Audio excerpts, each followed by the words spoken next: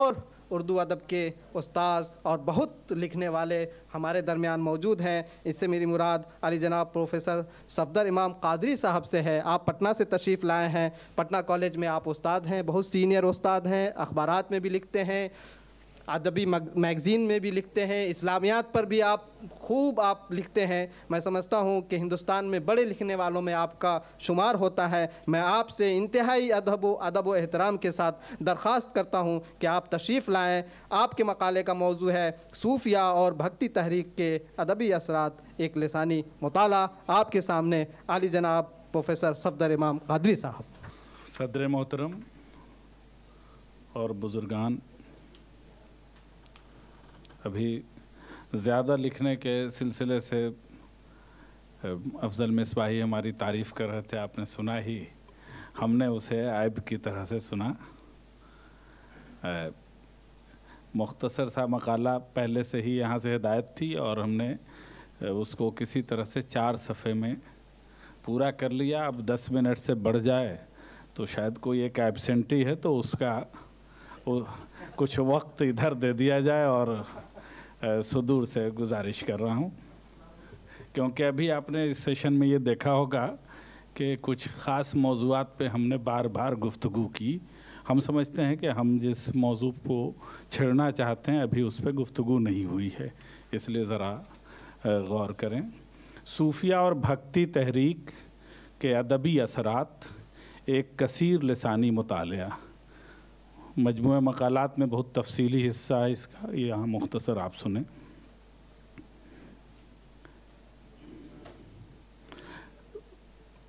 تاریخ پوری چھوڑ دے رہے ہیں اور وہاں سے ہم یہ تمام اصلاحی تحریکیں جس دم قدم سے مستحکم ہوئیں وہ مقامی زبانوں کی ادبی وراثت تھی۔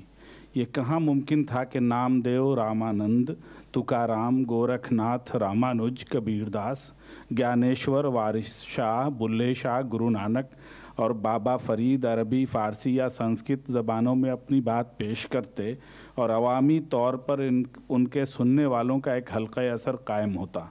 ایسا ہوتا تو ہندوستان میں برہمن واد کی بنیادیں کبھی کمزور نہ پڑتیں اور نہ کبھی بودھ پورے ملک میں پھیل پاتے یا اس مسلمانوں کو ہی یہ موقع حاصل ہو پاتا۔ اصلاحی تحریک کے ان کار پردازوں کو عوام کی زبانوں کا احترام اور انہی میں ان سے گفتگو کرنے کا طور اختیار کرنا اصولی اعتبار سے ان اصلاحی تحریکوں کی رگوں میں دوڑنے والا وہ تازہ خون تھا جسے تاریخ میں شاید ہی کبھی استعمال کیا گیا ہو۔ زبانوں کی بنیاد پر چھوٹی بڑی قومیتوں اور بے اعتبار آبادیوں کو عزت بخشنا وہ حقیقی اصول تھا جس نے بھکتی تحریک کو قومی سطح پر اتنی طاقت بخشی جس سے ہندوستان کے سماجی، مذہبی اور لسانی تشکیل نو کا کام پورا ہو سکا۔ کمال تو یہ ہے کہ اس عمل میں بادشاہت کا مستحکم ادارہ بھی ساحل سے ہی تماشا دیکھنے کے لیے مجبور ہوا اور آخر کار صوفی سنتوں کا ادارہ سماجی اور لسانی طاقت کی بنیاد پر ہندوستان کی تشکیل نو کے فرائض ادا کرنے میں کامیاب ہوا۔ ہندوستان میں صوفی اور بھکت شعراء کے مخصوص مراکز یا علاقوں پر توجہ دیں تو 7-8 مقامات اپنے آپ ابھر کر سامنے آتے ہیں۔ دلی اور اس کے آس پاس کے علاقے تو یوں بھی صوفیوں کے سب سے بڑے مرکز کے طور پر پہچان رکھتے ہیں۔ اسی طرح پنجاب اور سندھ کے علاقے ہندو مسلمان صوفیوں اور بھکتوں کے لیے اپنی زرخیزی کے سبب بڑے احترام سے دیکھے جاتے ہیں۔ دکن میں بہمنی سلطنت کے دور سے ہی جگہ جگہ صوفیہ کرام باضابطہ موجودگی دیکھنے کو ملتی ہے۔ جنوبی ہندوستان بالخصوص تمل علاقے میں مذہبی بیداری کی تحریک چلانے والے کئی ایسے بھکتوں کی حیرت انگیز شہرت ہمیں ان کی جانب توجہ دینے کے لیے مجبور کرتی ہے۔ مہاراشٹر کو بھکتی تحریک کا یوں بھی مرکز قرار دیتے ہیں اور عہد وسطیٰ میں ہندوستان میں نئی بیداری کی مہم اسی خطے سے شروع ہوتی ہے۔ خواجہ معین الدین چشتی کے راجستھان میں قیام فرمانے سے وہ علاقہ یوں بھی صوفی سنتوں کی توجہ کا مرکز بن کر ابھرا۔ پورب کے علاقے میں مہاتما بدھ کے خطے سے بھکت اور صوفیوں کا ایک سلسلہ قائم ہوتا ہے۔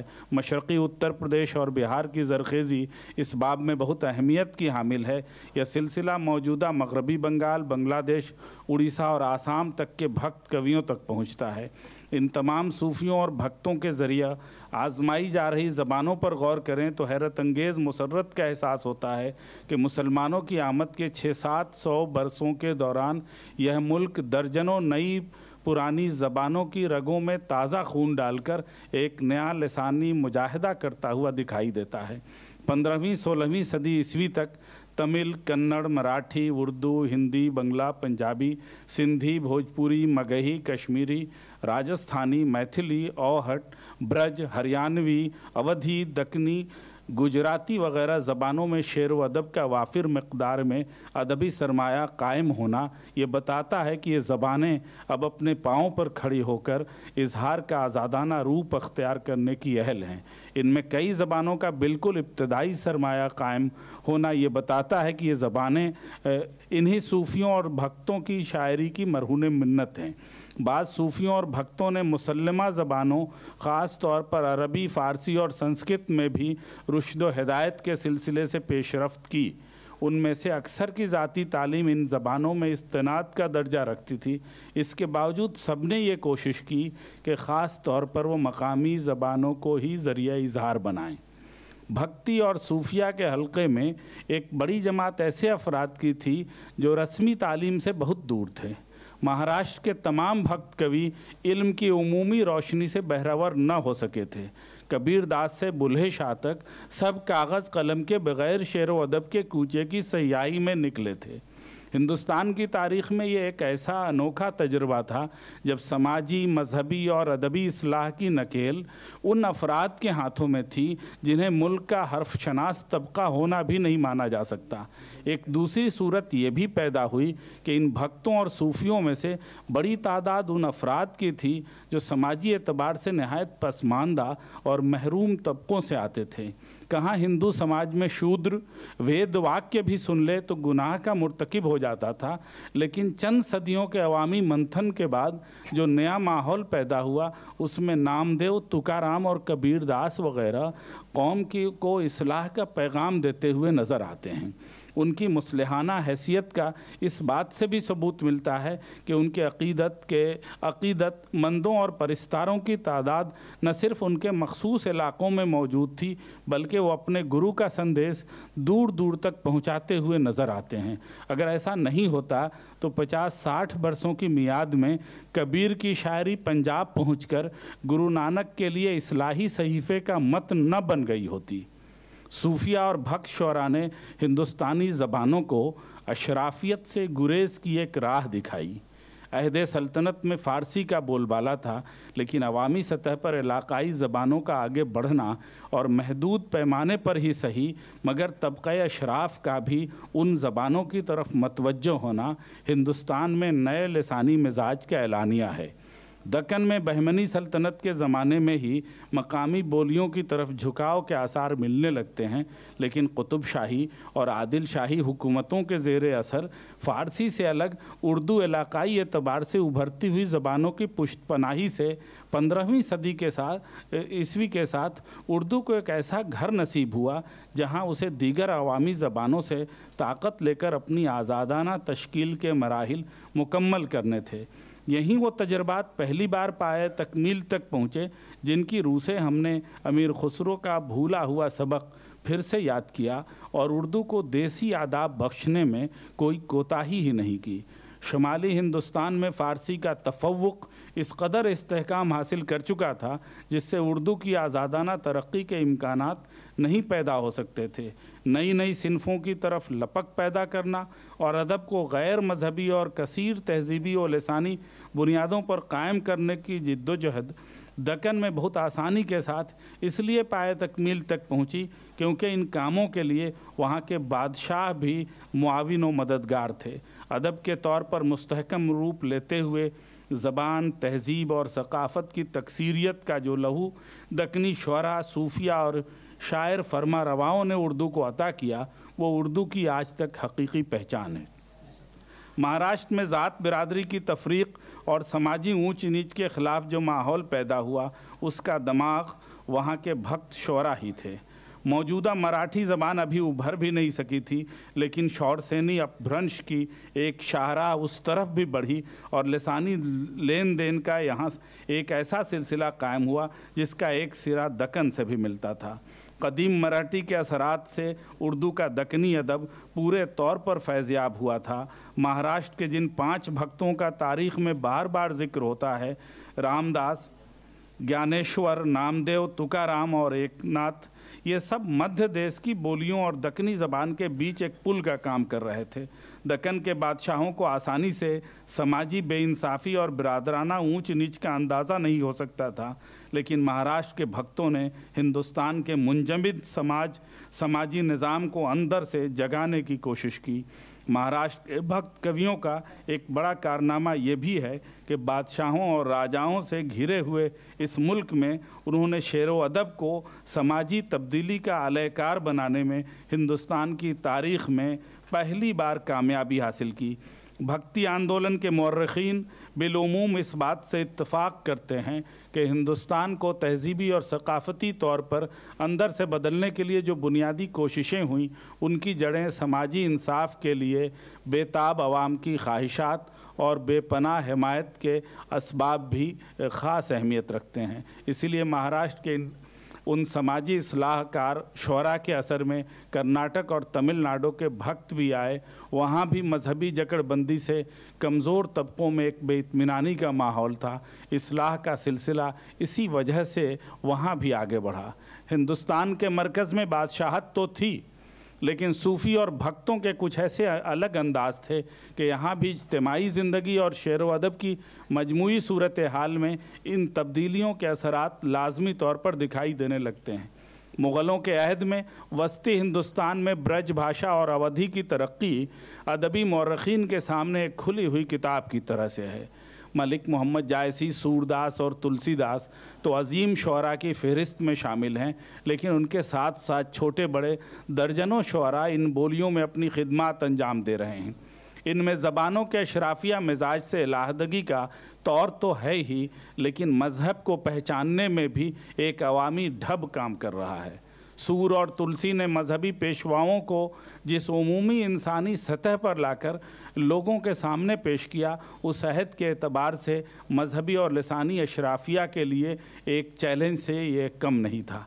मध्य देश की यह लय पहले से ही पूरब में कबीर की शक्ल में हयात जावेदानी हासिल कर चुकी थी। लिसानी मुहक्किकीन के लिए आज यही सबसे बड़ा मामला है कि वो कबीर की उस ज़बान को कौन सा नाम दें।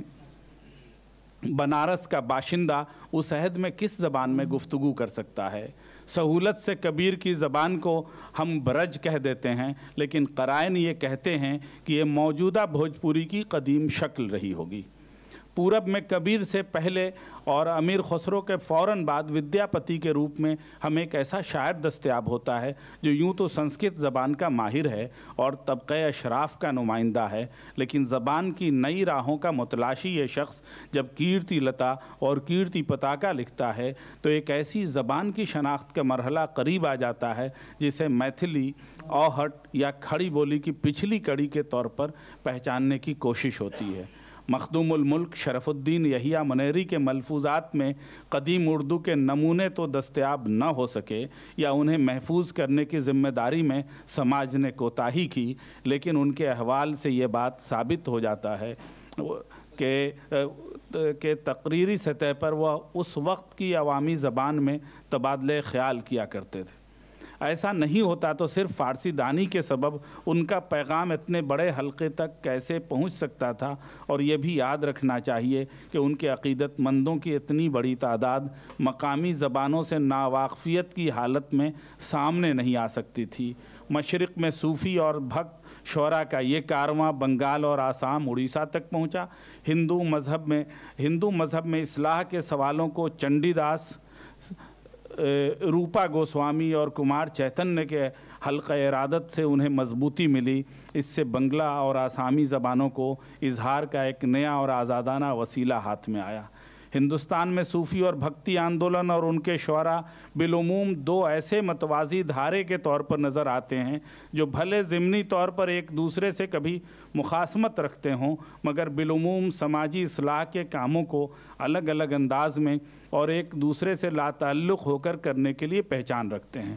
لیکن صوفی اور بھکتی دھارا 5 آبوں کی زمین پنجاب میں پہنچتے ہی ایک ایسے دریا میں بدل جاتی ہے جہاں پانی کے دونوں رنگ ایک ہو جاتے ہیں اور اصلاح معاشرت کی دونوں صورتیں ایک دوسرے میں مدغم ہوتی ہوئی دکھائی دیتی ہیں۔ بابا فرید سے لے کر وارث شاہ اور بلھے شاہ تک اور گرو نانک کے شامل اکثر و بیشتر سکھ گروؤں کی شاعری اور ان کے پیغامات کا جائزہ لیا جائے تو ایسا محسوس ہوتا ہے کہ ملک کے کسی گوشے میں بھی مکمل طور سے تصوراتی یکجائی کا یہ تجربہ انجام تک نہیں پہنچ سکا تھا، لیکن پنجاب کی زرخیزی نے اسے محبت اور میل جول کا ہی پیغام نہیں سمجھا بلکہ غور و فکر کی یہاں وہ بنیادیں بھی فراہم ہوئیں جسے ہم سکھ مذہب سے تعبیر کرتے ہیں۔ گرو نانک نے سماجی بے انصافی اور اعتقاد کے نام پر استحصال کے ہر مرحلے میں احتجاج کی صدا بلند کی۔ ان کے بعد کے آنے والوں نے بھی اس پیغام کو سمجھا اور دیکھتے دیکھتے پنجابی زبان اس لائق ہو گئی کہ اس میں محبت کی لازوال کہانی ہی رانجھا قلم بند ہو کر ہمیں مذہب، تصوف، سماج اور ادب کے بارے میں نئے انداز سے غور و فکر کے لیے دعوت دیتی ہے۔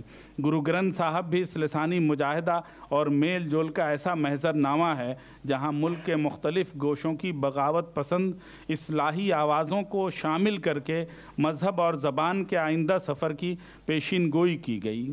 پنجاب سے زبان اور مذہب کی انقلابی لے سندھ تک پہنچی اور وہاں کے صوفیہ نے حسب ضرورت اپنی تعلیمات سے حکام وقت سے لوہا لینے اور اپنی جان کی قربانی دینے سے بھی دریغ نہ کیا۔ صوفی اور بھکتوں نے الگ الگ علاقوں میں سماجی، تہذیبی اور لسانی سطح پر جو تجربات حاصل کیے، اس سے قومی ادب کی پہچان کے اصول پیدا ہوئے۔ عوامی زبانوں اور علاقائی سطح پر پہچانی جانے والی بولیوں کو اعتبار حاصل ہونا تو ایک زندہ حقیقت ہے ہی، لیکن زبانوں کا غیر مذہبی کردار ہونا یا مشترک تہذیبی اور مذہبی ماحول کا ترجمان بن کر ابھرنا، یہ بھی اسی عہد میں صوفی بھکتوں کی مصاحبت میں ممکن ہوا۔ سماجی انصاف اور اشرافیت سے گریز یا حسب ضرورت اشرافیہ تعصبات سے مبارزت کے عناصر بھی زبان کی گھٹی میں اسی عہد میں پڑے جن سے ہم اس عہد کے مزاج کو سمجھنا چاہتے ہیں۔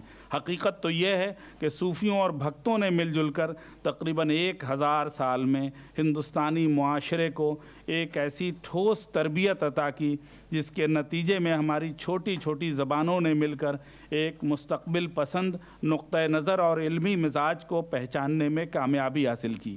آج ہم جس آئینی نظام میں کچھ مخصوص اصولوں کی پابندی کے ساتھ باہمی اعتماد اور تعظیم کے رویوں کے ساتھ اپنے ملک کو دنیا کی ترقی یافتہ اقوام میں پہچاننے کی کوشش کرتے ہیں، تو ہمیں یہ بات یاد رہنی چاہیے کہ آئین کے معماروں نے عہد وسطیٰ کے صوفی سنتوں کے پڑھائے گئے اسباق سے ہی قانون کی وہ کتاب لکھی جس کے اوراق ہمیشہ ہماری رہنمائی کرتے رہیں گے۔ ہندوستانی تاریخ کا ہر مورخ صوفی اور بھکت شعراء کا اس اعتبار سے احسان مند ہوتا ہے کیونکہ الگ الگ خانوں میں بٹے اس ملک کا قومی مزاج بادشاہوں اور راجاؤں نے نہیں بنایا تھا، بلکہ محبت اور انقلاب کے شیدائی ہمارے صوفی اور بھکت شعراء نے اسے قائم کیا تھا۔ شکریہ۔ تھے علی جناب پروفیسر صفدر امام قادری صاحب جو صوفیہ اور بھکتی تحریک کے ادبی اثرات پہ اپنی گفتگو کر رہے تھے، اور انہوں نے اپنا مقالہ مکمل پڑھا اور ہم لوگوں نے پورے طور پر پوری مستعدی کے ساتھ سنا۔ میں نے حقیقت بیانی کے لیے جو جملے آپ کے درمیان کہے جس کی وجہ سے ممکن ہے کہ ان کے جذبات کو ٹھیس پہنچی ہو، اس کے لیے میں معذرت خواہ ہوں، لیکن سچائی یہ ہے کہ ہم نوجوانوں کے لیے تحریک کے باعث ہے ہمارے پروفیسر صفدر امام قادری صاحب، اور ان سے ہم لوگ بہت سیکھتے ہیں اور گاہے بگاہے بلکہ وقتاً فوقتاً ہم ان سے فون کر کے مشورے بھی طلب کرتے ہیں، اور انشاءاللہ مستقبل میں بھی ان سے ہم مشورے لیتے رہیں گے اور مستقبل کا لائحہ عمل طے کرتے رہیں گے۔ ہمارے درمیان پروفیسر اسلم جمشید پوری صاحب شاید کہ نہیں ہیں، پیپر پڑھ